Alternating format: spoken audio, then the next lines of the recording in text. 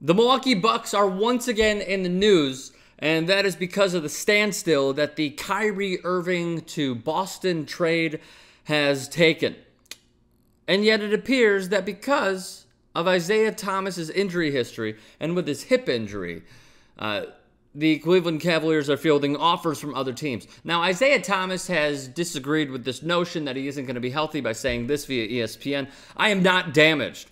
I'll be back, and I'll be the same player. However, ESPN's Zach Lowe, who we view as the messiah of the entire NBA spectrum, said if recovery from various hip ailments, including a bone bruise, does not proceed smoothly, there is at least a slight chance Thomas would miss most of the 2017-2018 season.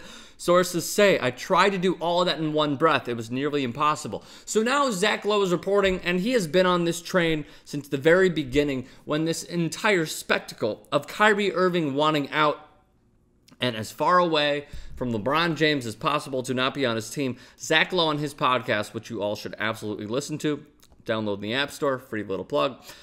He has been on the Milwaukee Bucks hype train for acquiring Kyrie Irving, and now it appears that his initial thoughts of the Milwaukee Bucks and who they could offer, and even though this has been reported many times over, he was the first to report it. He's reporting it once more. A trade has been offered by the Milwaukee Bucks via Zach Lowe, and it is Malcolm Brogdon, the reigning Kia Rookie of the Year. Even though his PER was down in the playoffs in the regular season, and those numbers were 8.8 in the playoffs to a solid 15 in the regular season. He has proven that he can hit the three. He has proven that at his size and his length, which, by the way, his wingspan is 6'10", that he can guard many, many different positions. So Malcolm Brogdon from Virginia, reigning Rookie of the Year, in the deal. The second piece, Khris MIddleton. Yes, he has been injured. He missed many, many games last year. I believe he was limited to just 29 because of a hamstring injury. Nonetheless, a three-point shooter, can certainly stretch the floor, hitting well over 40% from the field. I believe that number is at 47%, 40% from three. He has proven that he can play when he is healthy. Before this hamstring injury, I believe it was a tear, he missed 6 games total in his NBA career. So not only are you getting two guys that can guard multiple positions, because let's just face it, the Cavs and the Warriors most likely are going to line up in the NBA Finals once again, and you need to find players that can not only shoot, like Brogdon hitting the three, like MIddleton hitting the three, but you need these lengthy guys that can, once a screen is made, go on that guy. So if Kevin Durant is going with LeBron James and Khris MIddleton is guarding Stephen Curry and they have to switch, now it's not that bad of a matchup instead of Kevin Durant towering over anybody else that the Cleveland Cavaliers could have had. So how exactly would these teams look if this trade were to go through, which, by the way, is not bad.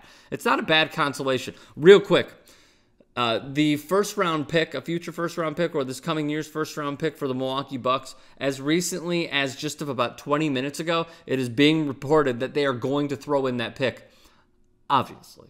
So, here's how the teams would line up. For Milwaukee, and boy, do they need some solid, consistent shooting pieces. So Kyrie Irving would be that, especially a guy who could create his own shot, because Giannis is still a project. Yes, he is a fantastic basketball player, but from a jump shooting, creating your shot from the field perspective in a non-dunking drive to the lane form, he needs to improve a little bit. So how would they look? Kyrie Irving at point guard. I believe you'd have Tony Snell at shooting guard. Giannis Antetokounmpo at small forward. Jabari Parker, if he can stay healthy, and man, do I hope he can, Chicago kid, at the 4, and Greg Monroe at the 5. The bench would also be okay, not amazing. Thon Maker, who you think is going to get some minutes. John Henson, proven to be a very solid center off the bench. Matthew Dellavedova, Spencer Hawes, if you want to go big, and Mirza Teletovic. Cleveland starting 5 if this trade were to go through. Malcolm Brogdon, I believe you would start Iman Shumpert. And this is a small ball lineup, by the way.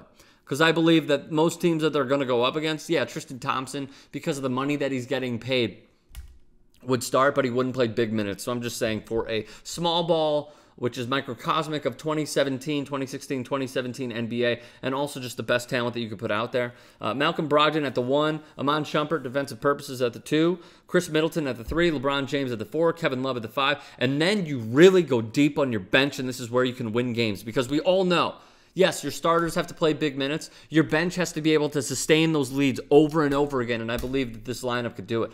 Tristan Thompson would be at the 5 if you want to go small. J.R. Smith at the 4.